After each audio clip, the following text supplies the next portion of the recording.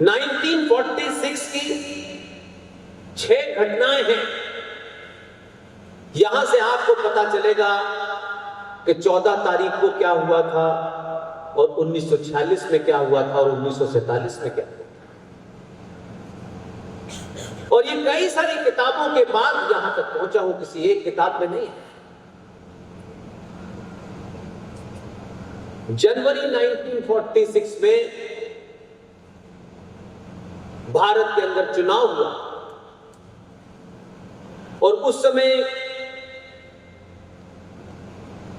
कुल सीटें जितनी भी थी उसमें से 1585 सीटों में से उसमें से बहुत सारी सीटें मुसलमानों के लिए रिजर्व थी और चुनाव कांग्रेस और मुस्लिम लीग के बीच में हुआ। 15 प्रांतीय असेंबलियों के चुनाव हुए, उसमें कांग्रेस पार्टी जीत गई और मुस्लिम लीग की कुछ सीटें आई और उसके फौरन बाद ही मार्च 1946 में अंग्रेजों के उस समय के प्रधानमंत्री क्लेमेंट एटली ने एक डेलीगेशन भारत भेजा और उस डेलीगेशन के तहत जो अंग्रेज टीम आई, उन्होंने हमारे पिताजी जो 2 अक्टूबर को भी पैदा होंगे, आज सुबह में संघ कार्यालय गया था, 10 साल पहले भी गया था। मैं अपने भाषणों में डॉक्टर बलीराम हेडगेवार और गुरु गोलवारकर जी को जितना सम्मान देता हूं उतना किसी को नहीं देता और वो सम्मान कोई राजनीति से प्रेरित नहीं है। आप जानते हैं मैं किसी पार्टी में नहीं, इसलिए कि वो उन्होंने बहुत पहले समझ लिया था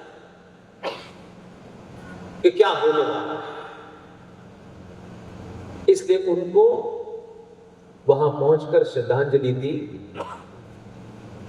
और उसके बाद उस कार्यालय के वरिष्ठ लोगों के साथ 10-5 मिनट बैठा। तो ये जो साल चल रहा है, इसी साल में राष्ट्रीय स्वयंसेवक संघ के 100 साल होने वाले हैं। तो मेरी जैसे आदत है, मैंने उसी के तहत जो बड़े पदाधिकारी बैठे थे, तो मैंने कहा शायद दिसंबर में आपको होने वाले होंगे 100 साल। बोले नहीं साहब, हम डेट से नहीं, हम विजयदशमी से चलते। तो इस बार की जो विजयदशमी है, उस दिन संघ अपने स्थापना के 100 वर्ष मनाएगा। जब मैं कमरे आया, क्योंकि मेरा दिमाग दूसरा है, तो मैंने उसको ढूंढा कि विजयदशमी किस दिन पड़ रही है। पहली बार ऐसा हो रहा है कि विजयदशमी ही पिताजी के जन्मदिन को पड़ता है। अब इसमें आरएसएस का कोई हाथ नहीं है। अब मैं देखना चाहता हूं कि 2 अक्टूबर को कितनी खुशी मनाते हैं पिताजी के चाहने वाले, क्योंकि पूरा देश विजयदशमी के दिन आरएसएस की स्थापना को जानता है और 2 अक्टूबर को पिताजी मिलेंगे कि नहीं मिलेंगे, क्या होगा ये पता नहीं। तो ये मैंने नहीं किया है, ना इसमें आरएसएस का कोई हाथ है। पहली बार 2 अक्टूबर बनाने में मजा आया।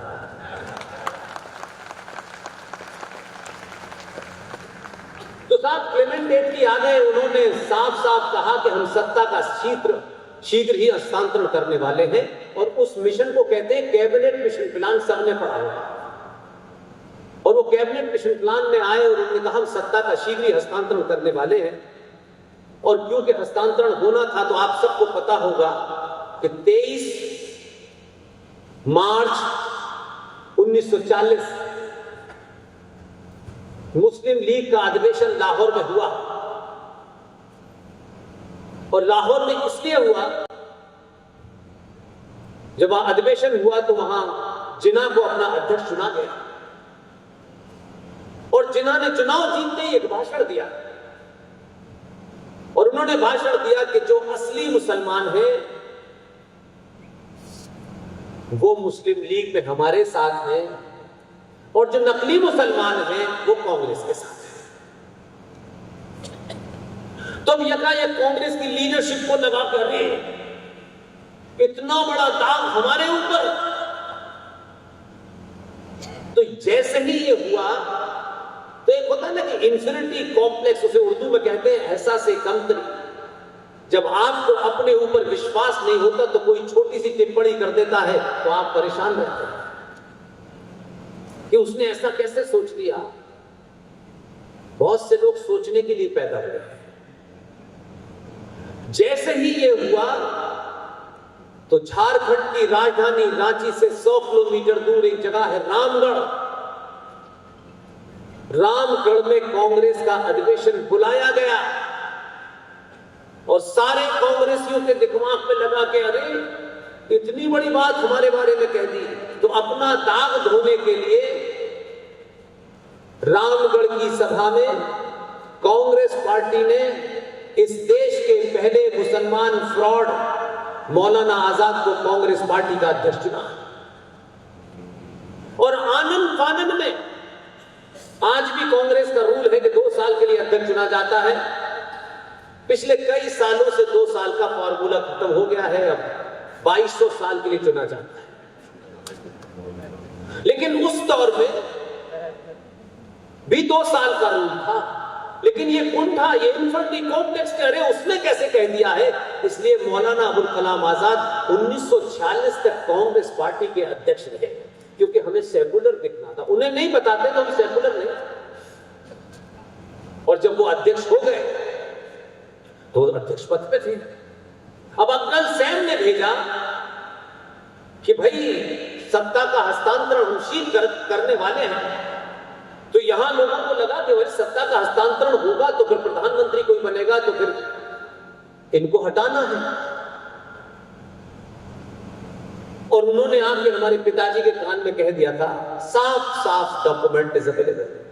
उन्होंने कहा कि हमारी पसंद कांग्रेस पार्टी है, और कांग्रेस में हमारी पहली पसंद फूल वाले चचा है। अब वो कह के चले गए, उन्होंने अपना डिक्टेट बता दिया। अब यहां पे मंथन हुआ, क्या करें? तो आनंद फानन में 27 अप्रैल 1946 को कांग्रेस पार्टी के अध्यक्ष पद के चुनाव की प्रक्रिया शुरू की, और पार्टी से कहा कि नए चुनाव के लिए 3 नाम भेजें। इसलिए जब आप अपने यहां का होराइजन बड़ा कर लेंगे तो जिनको आप अच्छे नहीं लगते, अगर उनमें भी कोई बहादुर और ऐसे थे कि जिन्होंने विजन देख लिया था, तो उनकी पार्टी और संगठन मत देखिएगा, क्योंकि राष्ट्रवाद पे किसी का ठेका नहीं है। और जब आप सेलेक्टिव हो जाते हैं कि हमारे अलावा कोई ऐसा कर ही नहीं सकता, तब आप आने वाली पीढ़ियां आपके आर्गुमेंट से बाहर हो जाती है। चुनाव की प्रक्रिया घोषित हुई, इस देश का दावा है मेरा, पार्टी के वो लोग बताएंगे नहीं क्योंकि बौने हो जाएंगे, और जो दूसरे लोग हैं उनको लगता है हम क्यों बताएं इनके बारे में। नहीं, बहादुर किसी एक घर में पैदा होता है, ऐसा है। उस दौर में भी बड़े समझदार लोग थे। जब पार्टी से 3 नाम मांगे गए तो पार्टी ने, यानी इंडियन नेशनल कांग्रेस पार्टी की सभा हुई, और उस सभा में कांग्रेस पार्टी ने अपने अध्यक्ष पद के लिए जो 3 नाम दिए, उसमें नेहरू जी का नाम ही नहीं था। अब तो बवाल हो गया, सारी दुकान तो उसी के लिए सजाई गई थी। तो हमारे पिताजी जिन्होंने हमें ये बताया है सच बोलो, अहिंसा का इतना लंबा उन्होंने एक्सपेरिमेंट किया, वो अभी तक खत्म नहीं हो रहा। उन पिताजी ने दोबारा से सीडब्ल्यूसी की मीटिंग में गए और सीडब्ल्यूसी को फैसला सुनाया कि कैबिनेट मिशन प्लान ने यह साफ कर दिया है कि उनकी पहली पसंद नेहरू है। इस बाध्यता में जिन लोगों ने नहीं भेजा वो उस समय के बहुत बड़े राष्ट्रवादी रहे होंगे और सीडब्ल्यूसी पे दबाव डाला और सीडब्ल्यूसी ने जब दोबारा नाम भेजे तो पिताजी का सम्मान रखते हुए नेहरू जी का नाम भेज दिया। तो पूरे देश की 15 प्रांतीय असेंबली से 15 वोट पड़े और हमारे राष्ट्रपिता जी के सबसे नजदीकी आदमी जो थे, जो उनकी जिंदगी में अच्छे बुरे गंदे साफ सुथरे जितने भी काम थे उनके देख रेख में थे। वो अफ्रीका गए तो अफ्रीका में भी साथ थे, यहां भी साथ थे। उनको बनाया गया कि आप इलेक्शन इंचार्ज बनिए। उनका नाम था आचार्य जेबी कृपलानी और उनकी देखरेख में कांग्रेस पार्टी के अध्यक्ष पद का चुनाव हुआ। 15 वोट पड़े, उसमें से 1 वोट पट्टाभी को मिला और आज की युवा पीढ़ी को बताने के लिए 2 वोट नोटा में गए और 12 वोट मिले। तो जो 12 वैलिड वोट थे वो 12 के 12 सरदार पटेल को मिले।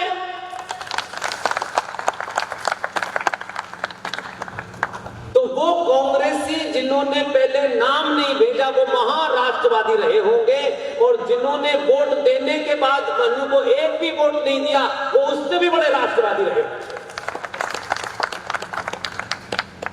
इसलिए जो लोग जबान संभाल कर नहीं बोल रहे उनको बताना चाहता हूं, इस देश के 84 करोड़ सनातनियों ने नरेंद्र मोदी को चुना है। मुझे कोई गलत फहमी नहीं है, कुछ सत्ताधारियों को कुछ संगठन को दीवानगी लगती हो कि भाईजान ने वोट दिया है ये आप करिए, मैं नहीं मानता, न मुझे मानना है। लेकिन मेरा आर्गुमेंट दूसरा है। जो इस देश के प्रधानमंत्री को पार्लियामेंट के अंदर और बाहर कह रहे हैं कि ये वोट चोर है, तुम्हारे दादा और नाना से ये चोरी शुरू हुई है तो तुम्हें चोरी नजर आती है। पूरी दुनिया में सबसे बड़ी चोरी, खुल्लम खुल्ला डाका अगर डाला गया है तो पंडित नेहरू को प्रधानमंत्री बनाने के लिए 12 वोट मिलने वाले सरकार को नहीं बनाया और जिसे एक भी वोट नहीं मिला वो देश का पहला प्रधानमंत्री बना। तुम बेईमानी से, झूठ से, फरेब से देश के पहले प्रधानमंत्री हो और तुम उन्हीं के वारिस हो। इसलिए जबान संभाल के बोलना। बहुत राज ऐसे हैं जो सार्वजनिक करूंगा तो दाढ़ी मुड़ा के मुंह दिखाना नहीं बनेगा। ये बात जिनको बोलनी चाहिए थी, उनका स्वार्थ है, वो नहीं बोलेंगे, दिन भर ज्ञान देंगे, लेकिन ऐसी बातों को बोलना चाहिए जब आपके राष्ट्र में हमला हो। तब न संगठन महत्वपूर्ण है, न पार्टी महत्वपूर्ण है, तब हर आदमी पार्टी है और हर आदमी संगठन है।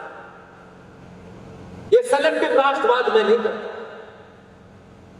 मेरे मन से हो तो राष्ट्रवाद, आपके मन से हो तो नहीं, ये नहीं हो सकता, ये नहीं हो। तो एक तो मुझे जवाब ये देना था। दूसरा एक और पाखंड बताया गया कि उनके प्लान के तहत वो अध्यक्ष बन गए। बताइए इस सभा में किसी ने कहीं डॉक्यूमेंट पढ़ा है कि भारत के पहले प्रधानमंत्री ने कब शपथ ली थी? हम नहीं जानते हैं, इसलिए आलू से सोना बनाने वाले हमें देश ज्ञान दें। क्योंकि हमको बोलना नहीं है, हमको 90 तोल के बोलना है, कितना फायदा होगा कितना नहीं होगा। जब राष्ट्र में रहने वाला एक एक नागरिक एक शब्द को और सच को इस तराजू पे तोलता है कि क्या फायदा और क्या नुकसान होता है, उसकी दुर्गति वैसे ही होती है जो 70 साल से सनातनियों की हो रही है। आप चाहते हैं कि आपकी लड़ाई ये लड़ेगा वो लड़ेगा, नहीं, हम भाईजान से 2 रुपए का बिजनेस जरूर करेंगे और दुनिया को ज्ञान बांटेंगे, ये नहीं हो सकता।